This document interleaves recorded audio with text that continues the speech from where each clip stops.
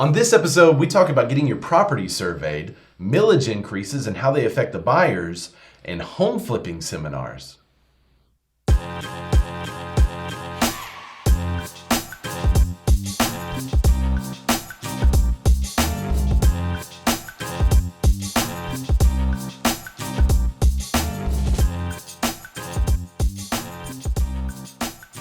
Hello everybody and welcome to episode 8 of the Real Q&A Show. This one's going to be great. Always. Thank you so much again for sending in your questions, and without further ado, let's just get into the show. All right. Billie Jean Shoemaker with Allstate asks, this week, the community I live in passed a millage increase. How does this affect people in the home buying process? Awesome. Thanks for the question, Billie Jean. In short, it's not going to detract a lot of people from coming into the area because of a millage increase.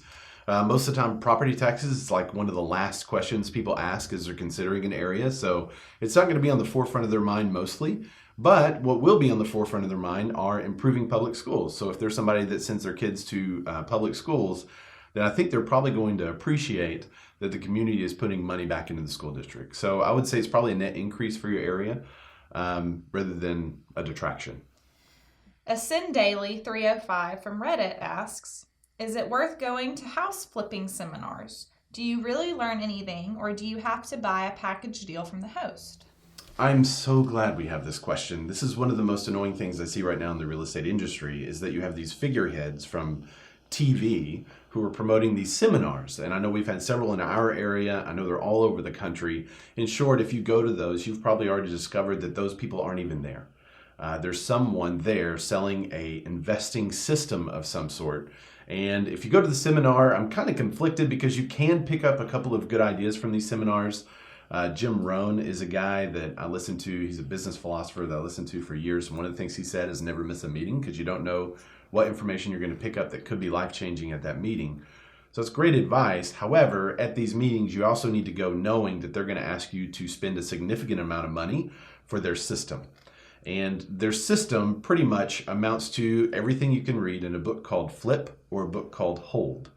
Those are probably the two best real estate investing books, and we will link them up in the comments too so that you can see and just click on those. I would also say that you could probably talk to a real estate agent in your area for free about flipping a property or investing in a property and kind of tell them what your investment goals are, and then they could start hunting for property that matches your criteria. Once you find a property that matches your criteria, then they can help you make sure that you're getting a good deal, that you're buying it under an after repair value, and that your after repair value is realistic. That's one of the biggest mistakes I see investors make is that they say they have this after repair value that is unrealistic in the best case scenario. So a real estate agent, a local agent is going to be able to kind of walk you through that process, and they should be well worth what they get paid. If they're not, you just need to find another agent. So I would say avoid the house showing seminars, get some free advice from realtor friends that you know. Just start looking around your community. There are usually investor groups in your community. Some of those investment groups are great. Some of them aren't as informative, but there's a lot of other areas to find the same information that they are going to sell you, and you can find it for free. LeAnn Baldy of Pillar to Post asks, we have a friend thinking about selling who lives on 1 acre. Should they get a survey before they list? That's a great question too. And I know LeAnn knows about pre-listing inspections, right? So a lot of people will get their house inspected before they list so that they can discover any problems or issues and know what they're getting into with no surprises. I would say the same could be true for a survey. Chances are if you sit on land and your house is up for sale, the buyer is probably going to ask you for a copy of your survey, or they're going to ask for one for you to pay for them, a new survey at the time of sale.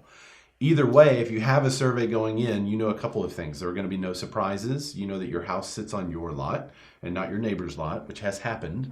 And you know where your easements are. You usually will be able to give that to the buyer for a reference, and then they'll take that.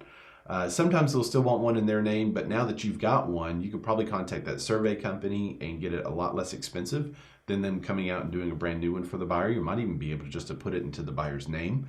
Just kind of depends on the survey companies that you're talking to. So I would say go ahead and get a survey before you list so that you can make sure you know where your property is if you've never had a survey.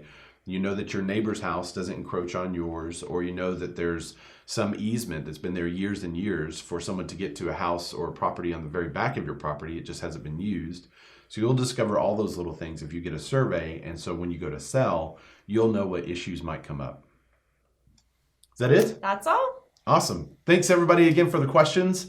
And definitely please subscribe to us on YouTube, or you could just like our Facebook page and you'll probably see a lot of these come through. So thanks for sending the questions and please keep it up.